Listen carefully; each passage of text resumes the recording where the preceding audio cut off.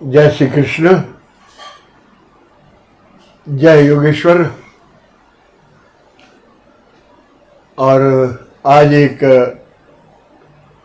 विशेष उत्सव, उसके चिंतन के लिए इकट्ठे हुए हैं। इसलिए जय गणेश, गणपति बापा मोरिया। बहुत ही एक अनोखा उत्सव, गणेश चतुर्थी हमारी भारतीय परंपरा में एक अनोखा ही देव का स्वरूप, बुद्धि के देवता गणपति, इनका चिंतन करने के लिए ये मॉडर्न टेक्नोलॉजी के द्वारा इकट्ठे हुए हैं। सर्वप्रथम जगत गुरु और अपने गुरु को नमस्कार करेंगे और गणपति के 2 श्लोक गाकर आज एक मनोवैज्ञानिक, इस विचित्र आकार के देव हमें बहुत कुछ ही विज्ञान की भाषा में समझा रहे हैं। वह यदि समझ में आ जाए तो ये उत्सव सच्चे अर्थ में हमारा जीवन इन लक्षणों से भर देगा। ये पूर्ण विज्ञान है, ये साइंस ओरिएंटेड। आज जिस स्वरूप में गणपति का पूजन, हाथ में लड्डू दिखाई दे रहे हैं, आरती और प्रसाद इसमें ही पूरा करते हैं, लेकिन एक जीवन को विशिष्ट घाट देने के लिए, घड़ने के लिए, अलंकारों से भरने के लिए हमारे ऋषियों ने यह उत्सव खड़ा किया हुआ है। जगत गुरु और अपने गुरु को नमस्कार करेंगे और विघ्नहर्ता गणपति के 2 श्लोक, जिन्हें याद है, अत्यंत लोकप्रिय दोनों ही श्लोक है, मेरे साथ गाते जाइए। और इस विचित्र आकार के देव, हाथी के मस्तक वाले, बड़े पेट वाले, नीचे चूहा रखा हुआ है, सूप जैसे कान है, लंबी नाक है, 1.5 दांत है, वैसा कुछ गुणों से युक्त इस स्वरूप का चिंतन करना, वही ये 10 दिवसीय उत्सव। तो जगत गुरु की वंदना करके आज प्रारंभ करेंगे।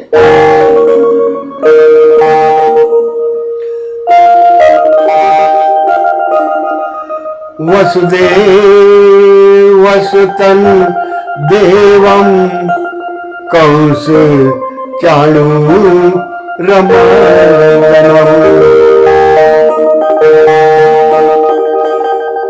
देवकी परमानन्दं कृष्णं वन्दे जगद्गुरुम्। गुरुर्ब्रह्मा गुरुर्विष्णुः गुरुर्देवो महेश्वरः।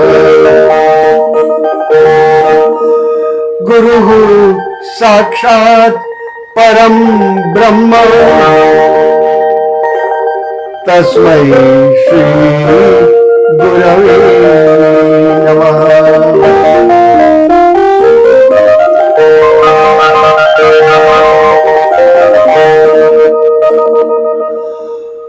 वक्रतुंड महाकाय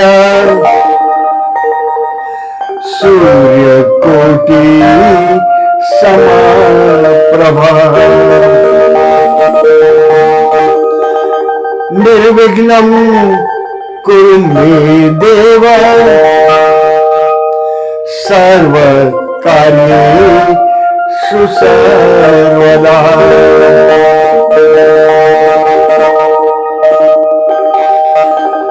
शुक्लां वरधरं देवं शशिवर्णं चतुर्भुजं प्रसन्नवदनं ध्यायेत् सर्वविघ्नोपशान्तये। शांतये सर्व विघ्नोपशांतये।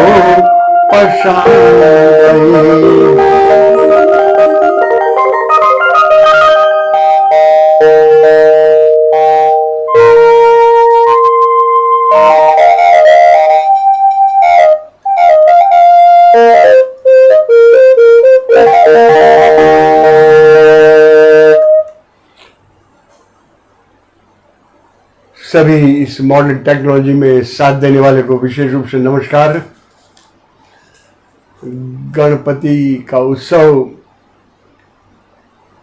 10 दिनों का उत्सव, गणेश चतुर्थी, भाद्र मास शुक्ल पक्ष चौथे दिवस से यह उत्सव का प्रारंभ और 10 दिवस इस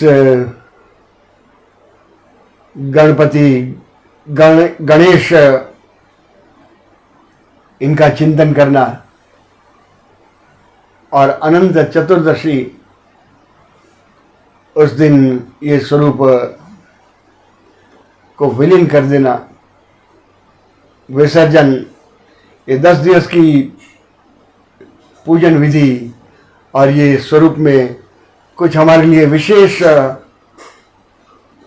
जीवन को आकार देने का हमारे ऋषियों ने जो स्वरूप दिखाया हुआ है उसका चिंतन करेंगे। सर्वप्रथम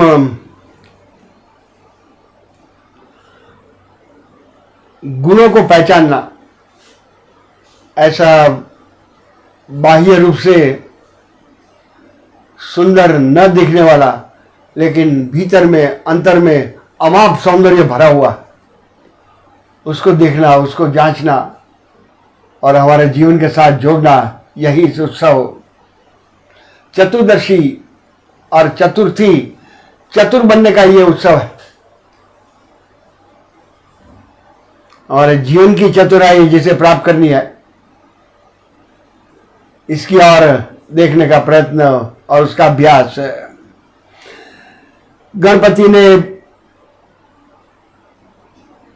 प्रत्येक शुभ कार्य में हम गणपति का स्मरण करते हैं और हमारे ऋषियों ने श्लोक दिया हुआ है, विद्यारंभे विवाहे च प्रवेशे निर्गमे तथा संग्रामे संकटे चैव विघ्नस्तस्य न जायते। ये प्रत्येक शुभ कार्य में और 6 स्थान पर पूजन, विद्यारंभे, विद्या का आरंभ गणपति के पूजन से हमारी विद्या पूर्ण हो जाएगी। विघ्नों को शांत करने वाला स्वरूप। विवाहे च, विवाह, मैरिज हमारा जीवन पर्यंत अखंड रहेगा।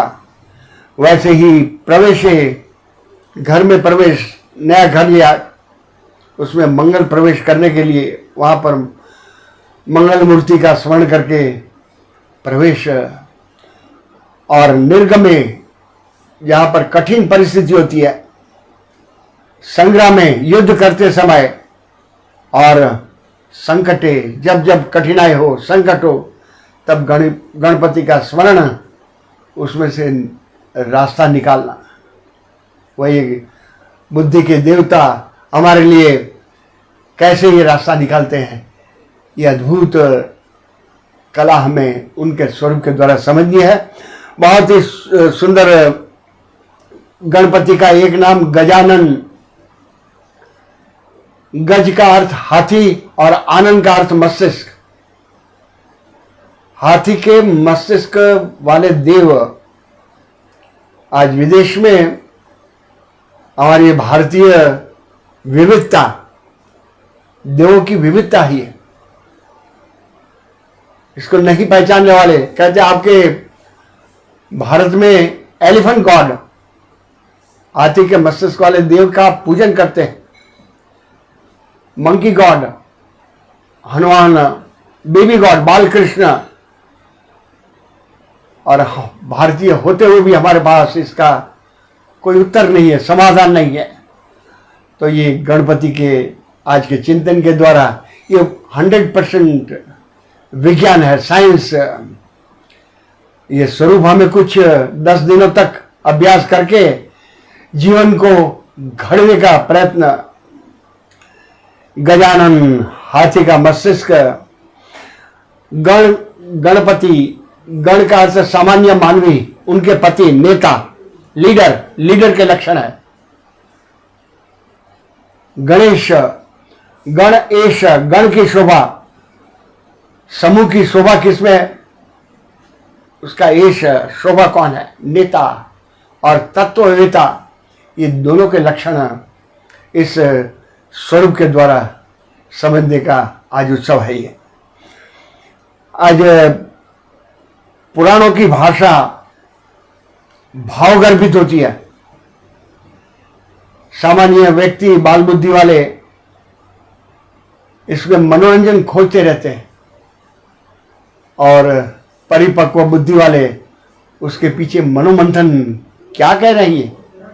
इस महान ऋषियों की उत्सव के द्वारा हमें कौन सा सूचन है? गणपति यानी सामान्य समूह के पति, नेता जो है वह बुद्धिमान होना चाहिए। इसलिए गणपति, हाथी सबसे बुद्धिमान प्राणी है, मोस्ट इंटेलिजेंट एनिमल। उसके कुछ लक्षण देखेंगे। हाथी के प्रथम लक्षण, हाथी स्वामानी होता है। प्रभु का बेटा स्वामानी होना चाहिए। प्रभु कार्य करने वाला, दैवीय कार्य करने वाला स्वामानी होना चाहिए।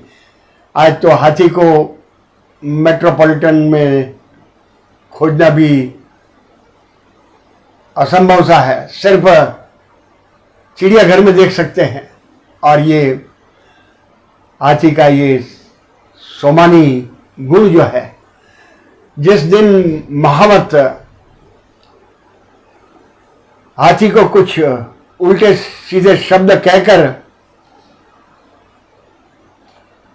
कुछ गलत भाषा का प्रयोग करता है, वह दूसरे दिन महावत के हाथ से भोजन नहीं करता है। मुझे नहीं खाना तेरे हाथ से, कितना भी मनाने पर भी। ये हम लाइव डेमोन्स्ट्रेशन देख सकते हैं। स्वामानी होने चाहिए, सेल्फ रिस्पेक्ट। ये गणपति का बहुत सुंदर, हाथी का प्रथम लक्षण है। हाथी का दूसरा लक्षण, समाज के नेता जो है, और गांव में उसे मुखिया कहते हैं, वो मुखिया कैसा होना चाहिए, वो हाथी हमें समझा रहा है। हाथी चिड़ियाघर में देखेंगे तो प्रथम सुबह का हमारा सामान्य मनुष्य का ब्रेकफास्ट होता है। उस समय हाथी के मुख में महावत कुछ दाने डालता है, लेकिन प्रथम जो दाने आते हैं वह दाने स्वयं हाथी नहीं खाता है, वह नीचे गिरा देता है। ये मुखिया का, नेता का बहुत सुंदर चित्रण है। हमारे मुख में भी जो जाता है वह तुरंत ही पेट में चला जाता है। मुख में रहेगा तो वैसे हाथी अपने मुख से नीचे छोटे छोटे चूंटियां, छोटे छोटे जीव मेरे पैरों के नीचे जो है, उनको पहले खाना खिला के मैं बाद में खाऊंगा। ये आज के बड़े बड़े इंस्टीट्यूशन के मुखिया, नेता, प्रेसिडेंट आदि के लिए मार्गदर्शन नहीं है क्या?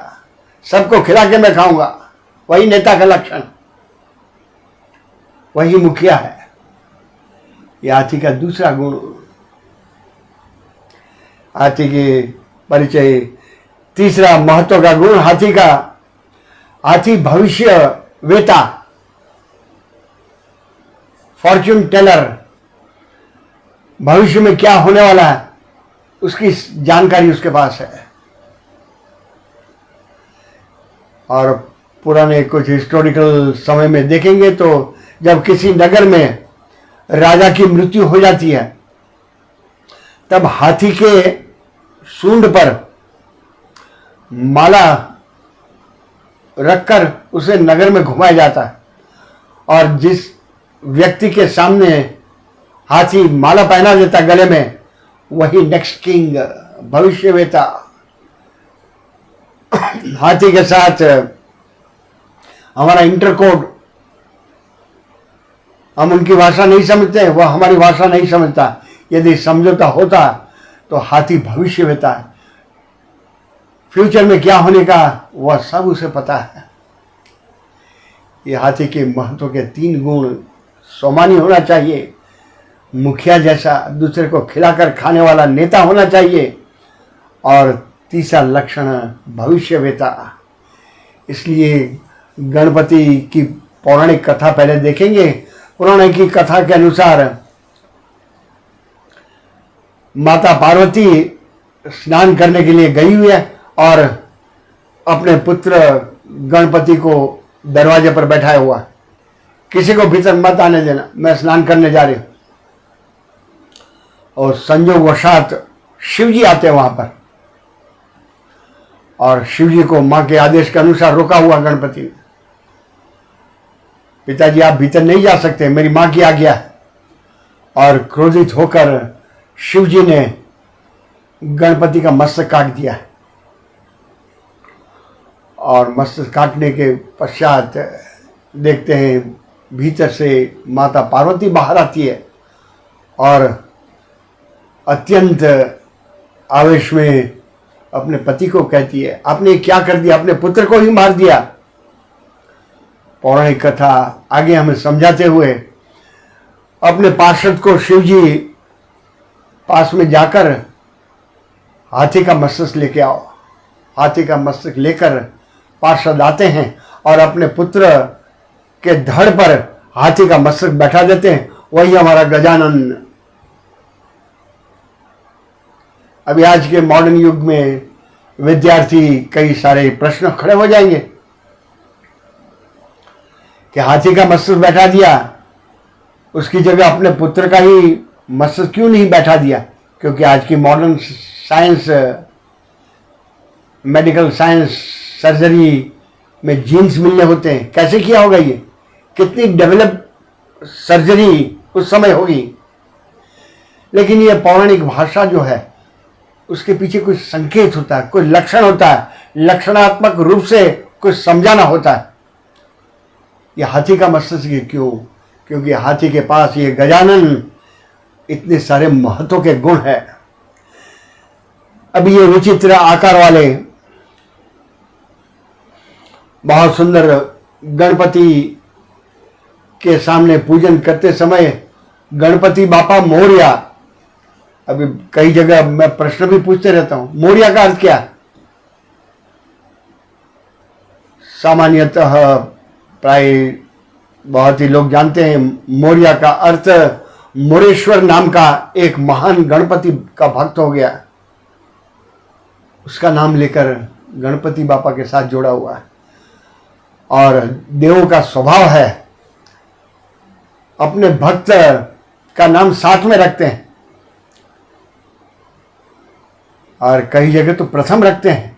जैसे अर्जुन का नाम पार्थ सारथी, पार्थ अर्जुन, सारथी कृष्ण, ये साथ में रखते हैं। और भागवत में बहुत सुंदर दिया हुआ है, मद भक्ता नाम च ये भक्ता ते में प्रियतमा मता है। मेरे भक्त के भक्त मुझे अत्यंत प्रिय है, मेरे भक्त मुझे प्रिय है। यो मद भक्त सच में प्रिय है। लेकिन भक्त के भक्त जो है, रामचंद्र प्रभु को अपने भक्त प्रिय है, लेकिन हनुमान के भक्त अत्यंत प्रिय है।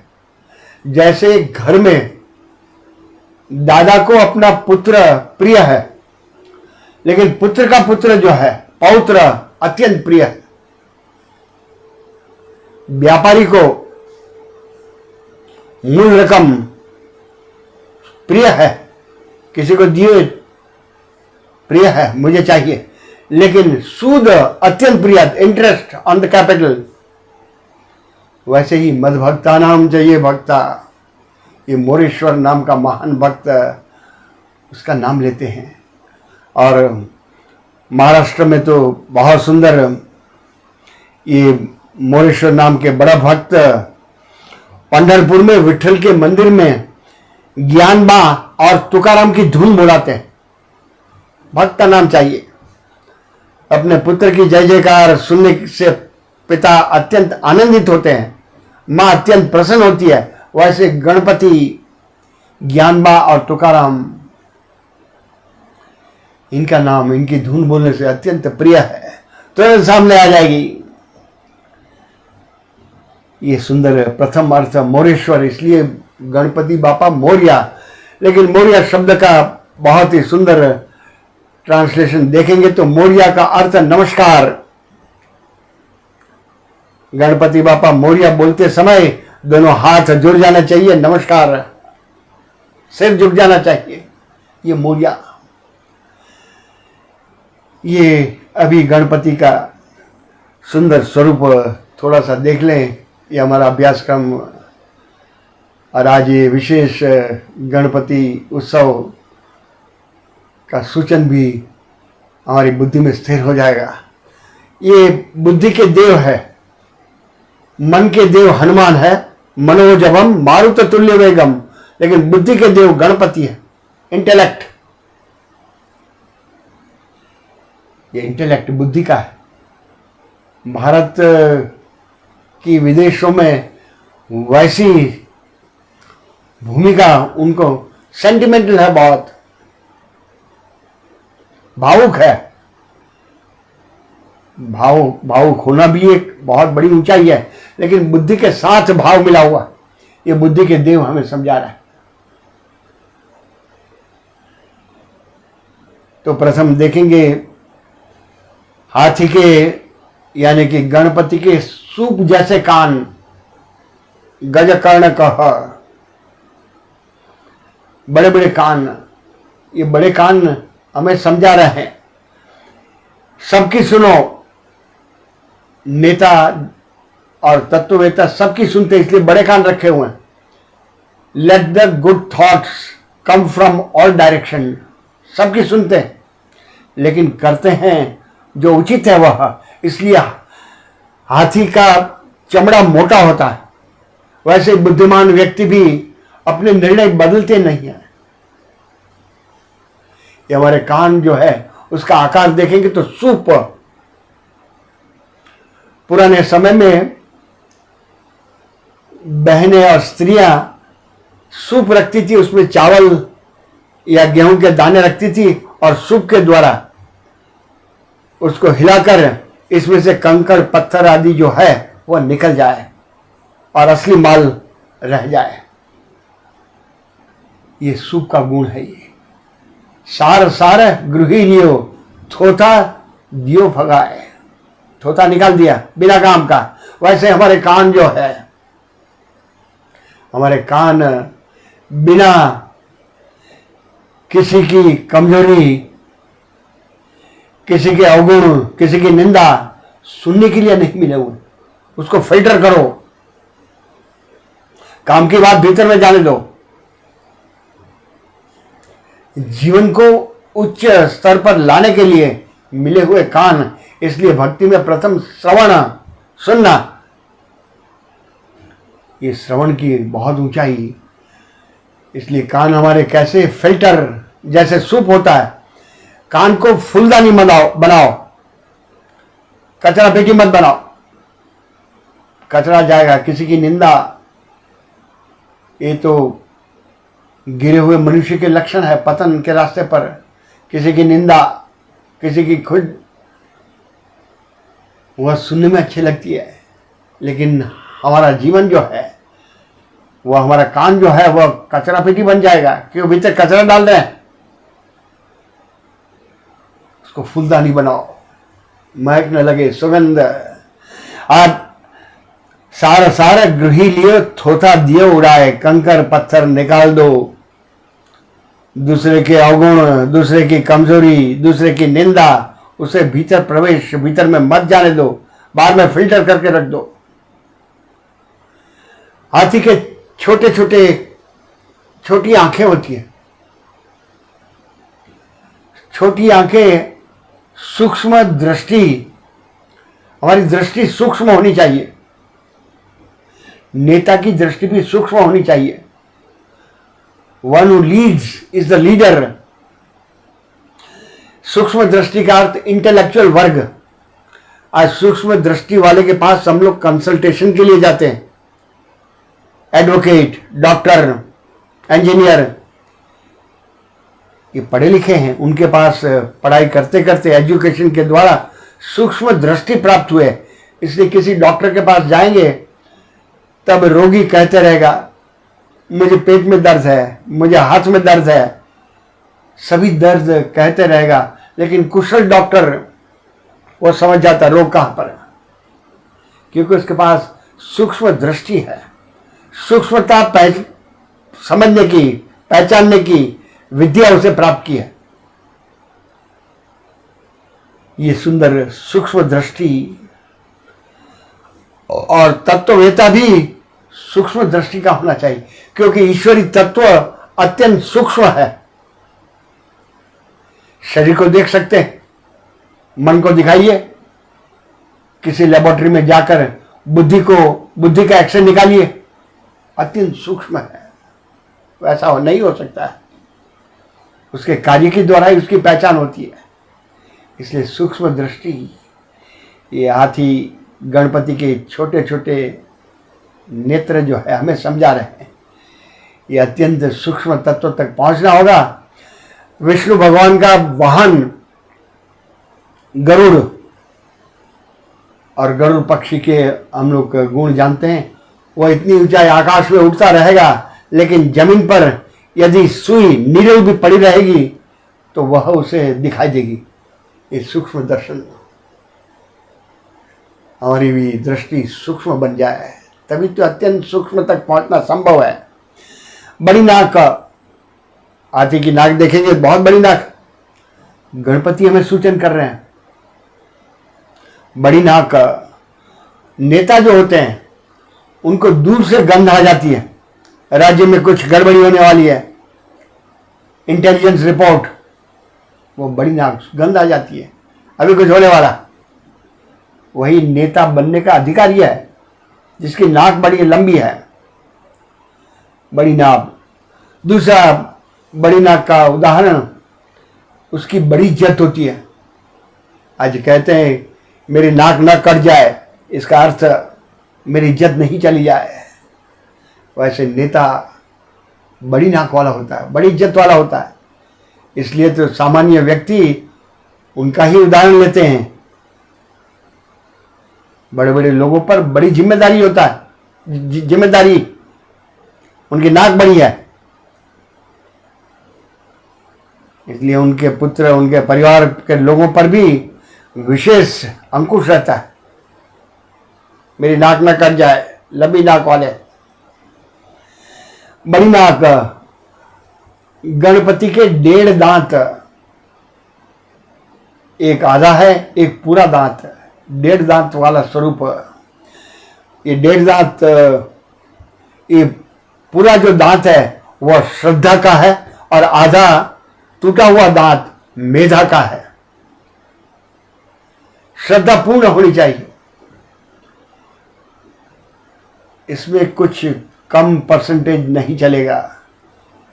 आप पर 90% विश्वास है, वैसा कोई कहेगा तो उसका कोई अर्थ रहेगा क्या?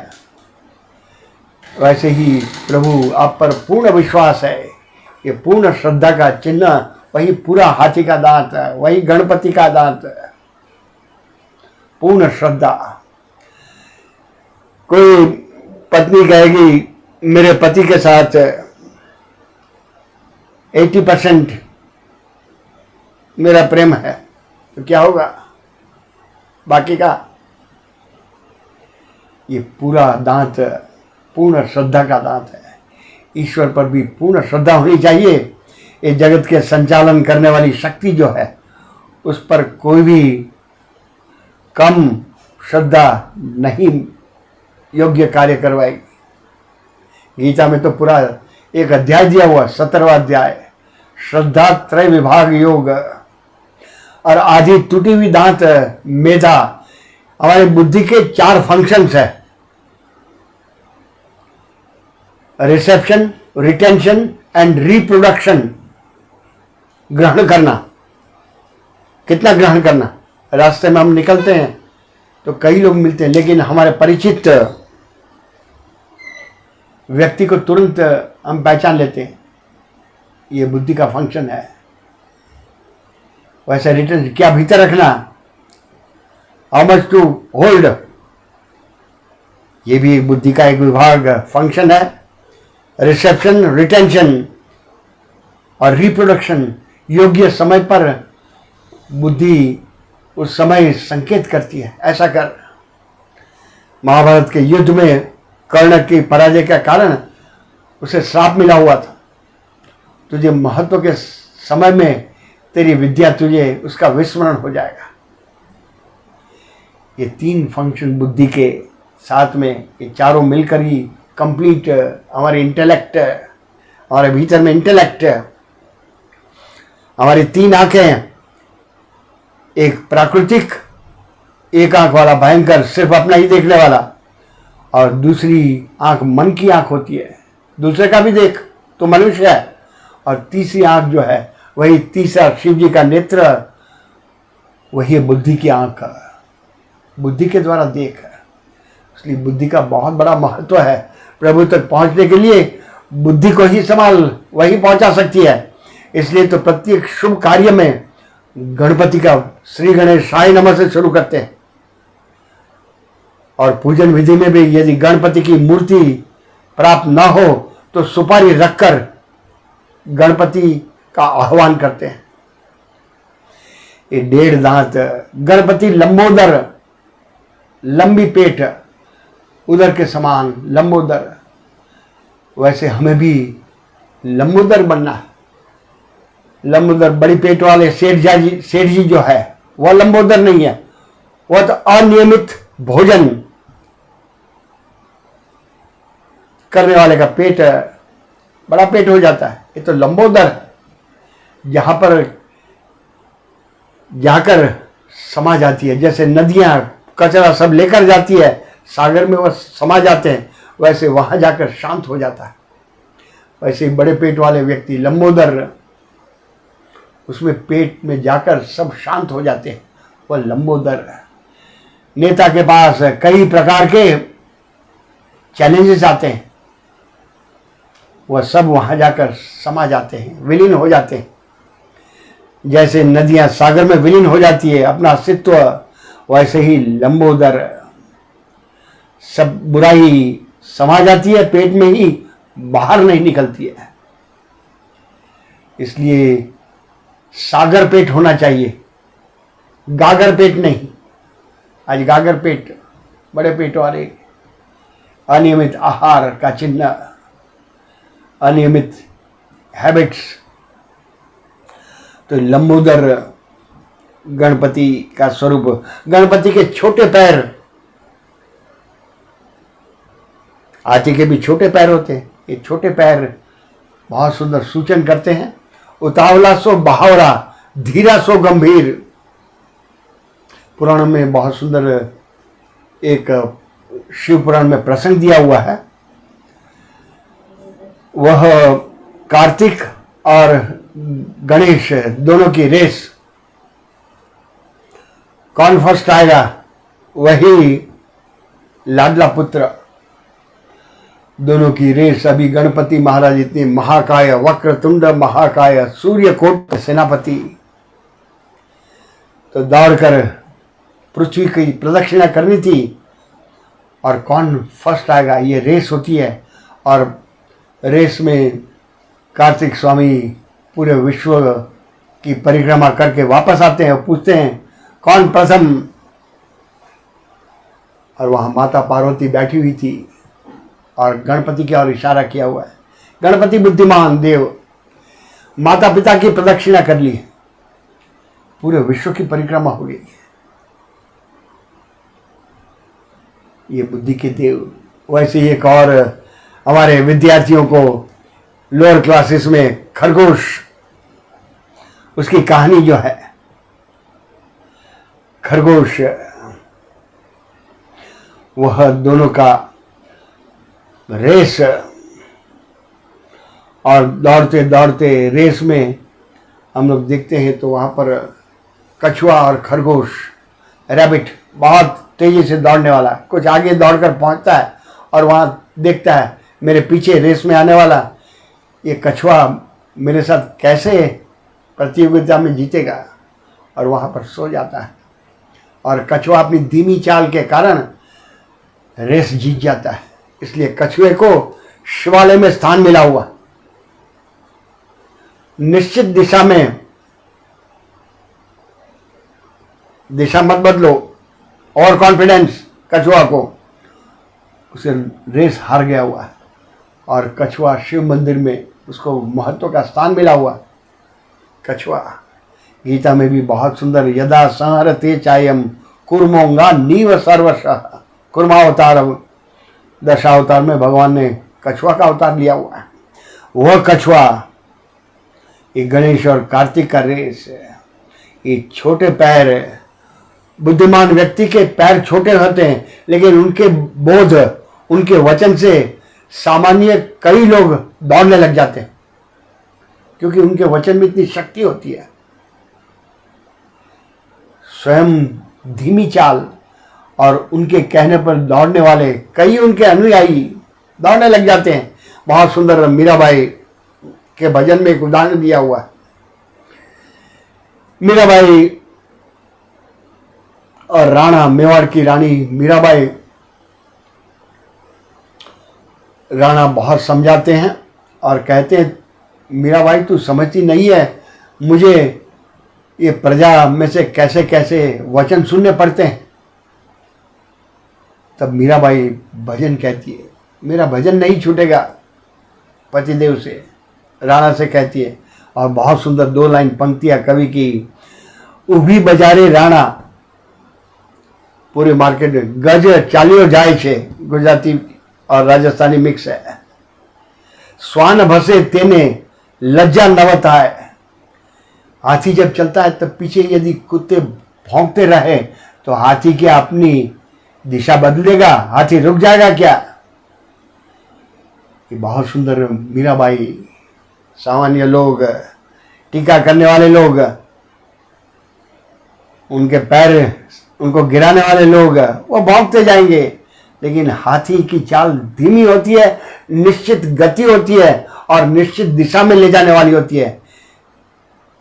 इसलिए हाथी का चमड़ा मोटा होता है। वो अपने निर्णय नहीं बदलते। एक बार निश्चय कर लिया, वह निश्चित दिशा में जाने का, वह पूरा करके ही छोड़ते हैं। बुद्धिमान व्यक्ति कार्य आरंभ करने में विलंब होता है, लेकिन कार्य शुरू करने के पश्चात पूरा करके ही छोड़ते हैं। वही समझते इंटेलिजेंट पर्सन। वह सोच कर शुरू करता है, लेकिन शुरू करने के बाद पूरा न होने तक छोड़ता नहीं है। ये कवि कालिदास की कलम में बहुत सुंदर लिखा हुआ रघुवंश, क्षत्रियों का वर्णन। इंटेलिजेंट, बुद्धिमान वर्ग, बुद्धिमान और बुद्धिनिष्ठ, बुद्धिवाद, आज बुद्धिवाद खड़ा हो गया। वाद करते बुद्धिमान लोग, एक दूसरे को गिराने, मैं तुझसे बड़ा हूं ये सिद्ध करने के लिए बुद्धिमान होना चाहिए। अच्छे गुण किसी में हो तब वह बुद्धि के द्वारा पकड़ लो, उसको संग्रह करो। हाथी के सुंदर, एक हाथी के पैर के नीचे, वैसे गणपति के पैर के नीचे जैसे हाथी का मस्तिष्क है, वैसे नीचे चूहा है, उंदर, रैट। अभी आज के महाकाय, इतने भारी पेट वाले महादेव, वह उन पर बैठेंगे तो क्या होगा? चूहा जिंदा रहेगा क्या? लेकिन क्यों है? ये सांकेतिक भाषा है। चूहा ये माया का प्रतीक है। किसी अनाज के बोरे में से चूहा धीरे धीरे काटते पूरे अनाज की बोरी खाली कर देगा। वैसे हमारे पैर को भी धीरे धीरे काटने की पता ही नहीं चले, वैसी माया होती है। बहुत साल के बाद कई युवान व्यक्ति जब उम्र हो जाती है, तब कई लोग रास्ते में पैर फिसलने के कारण नौजवान कॉलेजियन कहते हैं, अंकल आप तो गिर गए, तब उसे झटका लगता है। ये चूहा माया का प्रतीक है। ये छोटे छोटे दोष हमारे जीवन में घुस नहीं जाए उसके लिए सावधान। ये धीरे से काटते हैं, थोड़ी गलती हो गई, ये हमें चूहा समझा रहा है। थोड़ी गलती आगे जाकर कितनी बड़ी सजा की तैयारी कर रखती है। अनाज की बोरी खाली हो जाती है। चूहा का दूसरा बहुत सुंदर लक्षण, प्रभु कार्य करने वाले को वाहन छोटा होना चाहिए। आज एयरपोर्ट पे हम आएंगे तो प्लेन क्या हमारे घर में आएगा क्या? नहीं आ सकता है। रेलवे स्टेशन ट्रेन में आएंगे तो वह भी नहीं आ सकता। मोटर कार रास्ते तक ले आती है, लेकिन घर के भीतर प्रवेश करना हो तो वाहन छोटा होना चाहिए। ये चूहे को प्रवेश करना हो तो वह किसी घर में डोरबेल बजाएगा क्या? वह घुस जाएगा। ये प्रभु कार्य, दैवी कार्य करने वाले के लिए ये चूहा में समझा रहा है। वाहन छोटा रखो, किसी घर में प्रवेश करना सहज हो जाएगा, आसान हो जाएगा। अन्य बड़ा वाहन लेकर जाओगे तो घर में प्रवेश करना कठिन हो जाएगा। हाथी को लाल फूल प्रिय है। लाल माला पहनाते हैं, उसमें लाल रंग होना चाहिए। बुद्धिमान व्यक्ति को भी लाल रंग जो है वह क्रांति का रंग है। क्रांतिकारी खून का कलर है। क्रांतिकारी नवीनता चाहिए। बुद्धिमान व्यक्ति कुछ नया खोजते रहता है, कुछ नयापन चाहिए।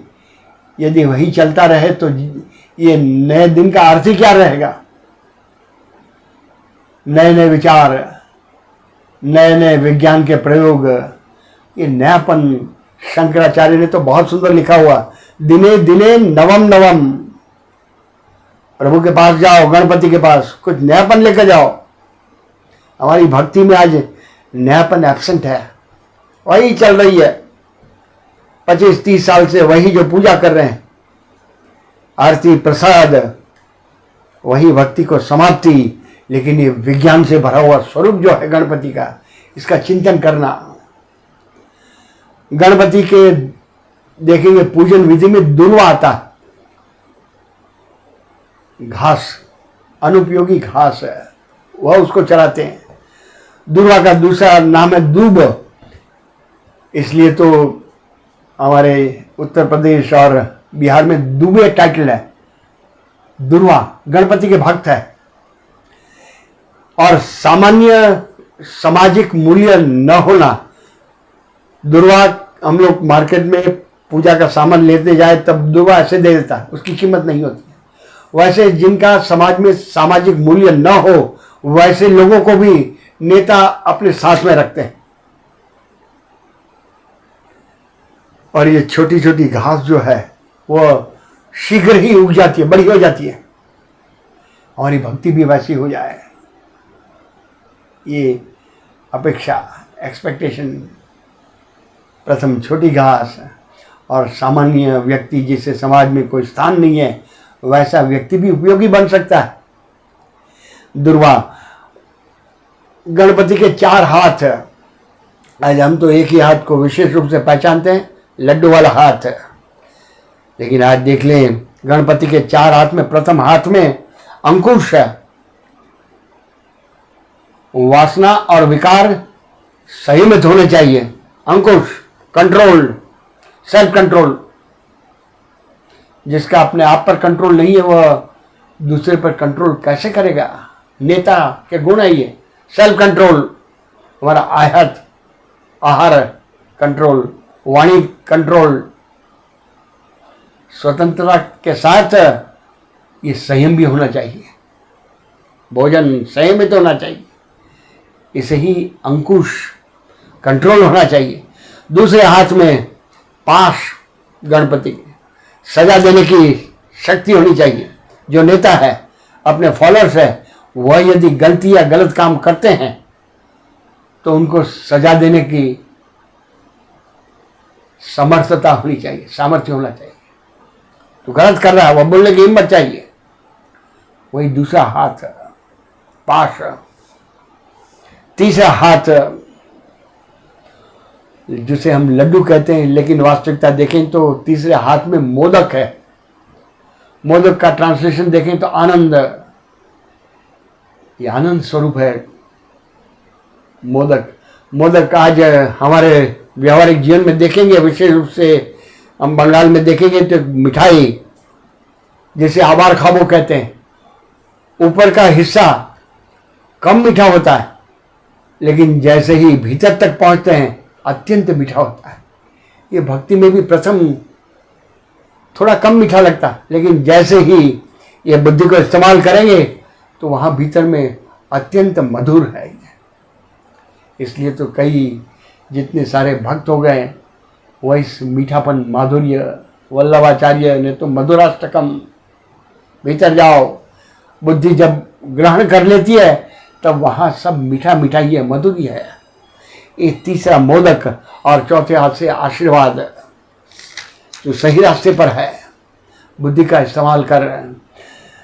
गणपति ध्येय मूर्ति, ज्ञान मूर्ति और मंगल मूर्ति। संत ज्ञानेश्वर महाराज ने तो बहुत सुंदर इनके स्वरूप का वर्णन किया हुआ। अकार चूर्ण युगल युगल, गणपति महाराज बैठते हैं तब युगल चरण कैसे हैं, तूर्य अवस्था है, न बैठा हुआ है, न खड़े हुए हैं, न सोए हुए हैं, ये चतुर्थ अवस्था है, उसे तूर्य, उसे पद्मासन कहते हैं। और पद्मासन में जैसे पद्म में एक विशेष पद्म का फूल बाहर आ जाता है, वैसे ही पद्मासन। आज गणपति के स्वरूप दर्शन करते समय ये सब दर्शन करना चाहिए, क्योंकि इसके पीछे कुछ सूचन है, कुछ समझना है। बुद्धि को उसकी उपयोग करना है।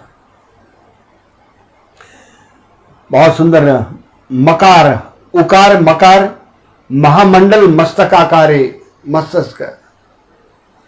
उकार का अर्थ, अकार का अर्थ पद्मासन, उकार का अर्थ विशाल पेट और मकार का अर्थ मस्तक। ये तीनों मिलकर अ, उ और म मिलकर ओम शब्द होता है। ओम श्री गणेशाय नमः, ये ओम शब्द हमारे ऋग्वेद मंत्र में तो बहुत सुंदर 2 लाइन लिखी है।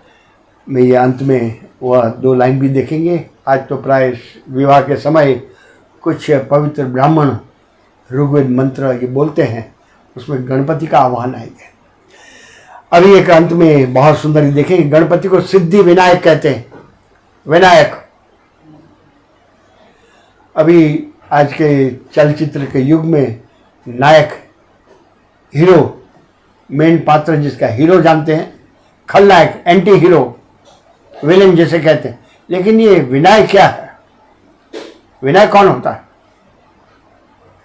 विशेष रूप से नायक, उसे विनायक कहते हैं। विशेष रूप से नायक का अर्थ, ये आकार हाथी का मस्तक जिस पर बैठा हुआ, भीतर में आप देव कौन है?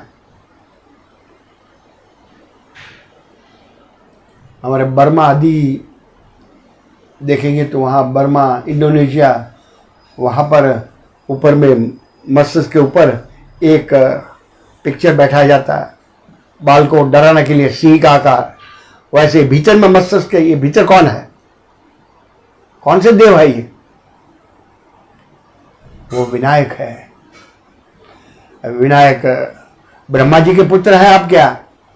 क्योंकि प्रत्येक शुभ कार्य में आपके स्मरण के साथ ही हम करते हैं शुभ कार्य आरंभ, तो आप ब्रह्मा जी के पुत्र होने चाहिए।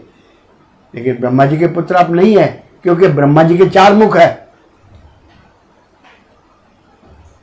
और आपका तो एक ही मुख है, तब आप विष्णु के पुत्र होने चाहिए। ये ओम शब्द अ, उ और म, विष्णु के पुत्र। लेकिन विष्णु के 4 हाथ है, आपके भी 4 हाथ है, लेकिन विष्णु के 3 नेत्र नहीं है और आपके 3 नेत्र है, तो आप विष्णु भगवान के पुत्र भी नहीं है। तब आप शिव जी के पुत्र होने चाहिए, क्योंकि शिव जी के 3 नेत्र हैं, लेकिन शिव जी के 4 हाथ नहीं है। तो आप किसके पुत्र हैं? कौन सा स्वरूप है? इसलिए गणपति का स्वरूप देखते समय पेट पर ओम लिखा हुआ है, अ, उ और म, तीनों देव का एक साथ पूजन करना हो तो वह गणपति, ब्रह्मा विष्णु महेश, सर्जन, पालन और विसर्जन, ये तीनों ओम शब्द, अ उ और म शब्द ओम बनता है, वैसे तीनों देव का एक ही स्वरूप में पूजन करना हो, वही गणपति का पूजन, वही गणपति का उत्सव, वह अनंत चतुर्दशी तक ले जाना है। और गणपति का उत्सव एकता खड़ी करनी है और संगठन, इसी के कारण सार्वजनिक उत्सव, हमें एकता खड़ी हो जाए और देव को बीच में रखकर, ये ओम स्वरूप गणपति को बीच में रखकर जो संगठन इकट्ठा हो जाएगा, वह संगठन को तोड़ना असंभव है, क्योंकि चेयरमैन वही है, देव है। तो दैवी विचार, दैवी आचार, ये दैवी गुण स्मरण करना, वही गणपति का उत्सव है। इसलिए विसर्जन के समय ये सगुण आकार वाले देव को निर्गुण में मिला देना है, साकार को निराकार में विलीन, और व्यक्ति पूजा से प्रारंभ करके तत्व पूजा में विराट की पूजा का प्रारंभ। ये 10 दिन का उत्सव बहुत सुंदर महत्व से भरा हुआ, पूरे संपूर्ण विश्व का विज्ञान भरा हुआ है। हमारे मनुष्य आकृति को घड़ने वाला ये गणपति का स्वरूप, उसका सतत स्मरण रहे। विशेष रूप से 10 दिन इसका चिंतन करेंगे और हमारे जीवन को ये बताए हुए लक्षणों से युक्त करेंगे, वही सच्ची, तब हमें मोदक आनंद, गणपति के हाथ में मोदक है, वह आनंद का उसके अधिकारी, वह मिठाई नहीं है, वह आनंद की ओर ले जाने वाला प्रसाद है, प्रसन्नता से भरने वाला। ऐसे विराट स्वरूप प्रथम लाइन में गाया हुआ है, वक्रतुंड महाकाय सूर्य कोटि समप्रभ, हजारों सूर्य के समान तेज हमारा जीवन में ये तेज का अंश भी भर जाए तो ये सफल गणपति पूजा रहेगी। इसके साथ आज पूरा करेंगे और ऐसी एकता और संगठन खड़ा करने के लिए 10 दिवस गणपति महाराज हम आपके लिए इकट्ठे हुए हैं। आप ही हमारे चेयरमैन हैं, आपको मध्य में रखकर हम सब एक है, वैसी भूमिका तैयार हो जाए तो बहुत ही सुंदर ये हमारा भारतीय विशेष उत्सव सही अर्थ में पूरे विश्व को बदल देगा। वैसी भूमिका लेकर आज अंत में ये हमारे वेद मंत्र में गाया हुआ एक श्लोक कुछ लोगों ने सुना हुआ है, पढ़ा हुआ है, तो मेरे साथ गा सकते हैं। बहुत ही सुंदर ऋषियों का, आज प्राय किसी विवाह में जाए तो ये श्लोक अवश्य ही ब्राह्मण गाते हैं जानते हुए, लेकिन हम हाथ जोड़कर खड़े रह जाते हैं, कुछ जानते नहीं। गणपति का आह्वान, गणपति महाराज ये विवाह है 6 जगह पर पूजन किया हुआ है, वह पूजन में ये विवाह के समय ये गाना ही चाहिए। मेरे साथ शक्य हो तो गाते जाइए। ऋग्वेद मंत्र है,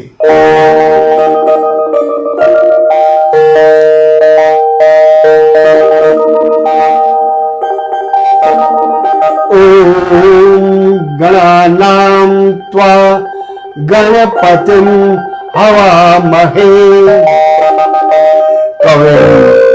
कवीनां उपमा श्रवस्तमम् ज्येष्ठराजं ब्रह्मणां ब्रह्मणस्पतः आनः शृण्वन् मूर्तिभिः सीद सादनम् ओम यज्ञम यजन्त देवाः तानि धर्माणि प्रथमान्यासन् तेहनाकं महिमानः सचन्त यत्र पूर्वे साध्या सन्ति देवाः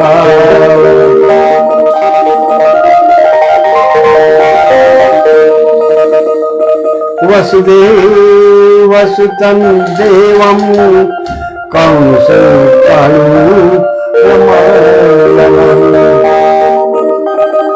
देवकी परमानंदम कृष्णं वंदे जगद्गुरुं गुरुर्ब्रह्मा गुरुर्विष्णुः गुरुर्देवो महेश्वरः गुरुः साक्षात् परं ब्रह्म तस्मै श्री गुरवे नमः तस्मै श्री गुरवे नमः। आज यही समाप्ति करेंगे। हमारा जीवन भी ज्ञान मूर्ति, मंगल मूर्ति, ध्येय मूर्ति ऐसे आनंद से भर जाए, वैसी प्रार्थना के साथ वैसा संगठन एक होकर खड़ा करेंगे। ये दैवी आकार, विचित्र आकार लेने वाले देव को नमस्कार करके आज यही पूरा करेंगे। गणपति बापा मोरिया नमस्कार है। हमें भी ये जो संकेत बताए हुए हैं वैसा हमारा जीवन बन जाए, वही सच्चा उत्सव है ये। वह समझदारी के साथ देने वाले को विशेष रूप से नमस्कार।